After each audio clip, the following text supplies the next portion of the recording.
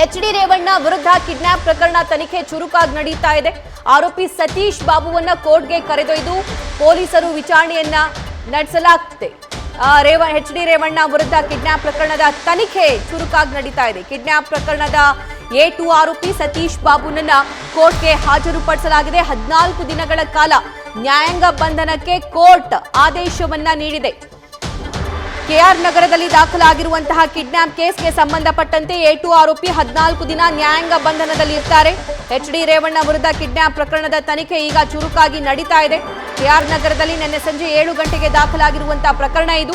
ಪ್ರಕರಣದ A2 ಆರೋಪಿ ಸತೀಶ್ ಬಾಬುನನ್ನ ವಶಕ್ಕೆ ಪಡೆಯಲಾಯಿತು, ಕೋರ್ಟ್ಗೆ ಪ್ರೊಡ್ಯೂಸ್ ಮಾಡಲಾಯಿತು. ಈಗ 14 ದಿನಗಳ ಕಾಲ ನ್ಯಾಯಾಂಗ ಬಂಧನಕ್ಕೆ ಕೋರ್ಟ್ ಆದೇಶವನ್ನ ಹೊರಡಿಸಿದೆ.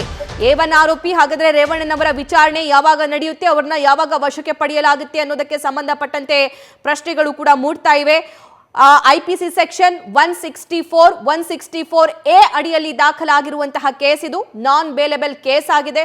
ಸೊ ಹಾಗಾಗಿ 29ನೇ ತಾರೀಕು ಏಪ್ರಿಲ್ ರಾತ್ರಿ 9 ಗಂಟೆ ಸಮಯಕ್ಕೆ ಸರಿಯಾಗಿ ಸತೀಶ್ ಬಾಬು ಅನ್ನೋರು ಬಂದು ನನ್ನ ತಾಯಿಯನ್ನ ತಮ್ಮ ವಾಹನದಲ್ಲಿ ಕರ್ಕೊಂಡು ಹೋಗಿರ್ತಾರೆ. ಅದಾದ ನಂತರ ನನ್ನ ತಾಯಿ ಕಾಣೆಯಾಗಿದ್ದಾರೆ, ಎಲ್ಲಿದ್ದಾರೆ ಅನ್ನೋ ಮಾಹಿತಿ ಇಲ್ಲ ಅನ್ನುವಂತಹ ಕಂಪ್ಲೇಂಟ್ ಅನ್ನ ಕೆಆರ್ ನಗರ ಪೊಲೀಸ್ ಸ್ಟೇಷನ್ ನಲ್ಲಿ ನಾಪತ್ತೆಯಾಗಿರುವ ಸಂತ್ರಸ್ತೆಯ ಮಗ ನೀಡಿರ್ತಾರೆ. ಅದೇ ಪ್ರಕರಣಕ್ಕೆ ಸಂಬಂಧಪಟ್ಟಂತೆ A2 ಆರೋಪಿ ಸತೀಶ್ನನ್ನ 14 ದಿನಗಳ ಕಾಲ ನ್ಯಾಯಾಂಗ ಬಂಧನ ವಿಧಿಸಲಾಗಿದೆ.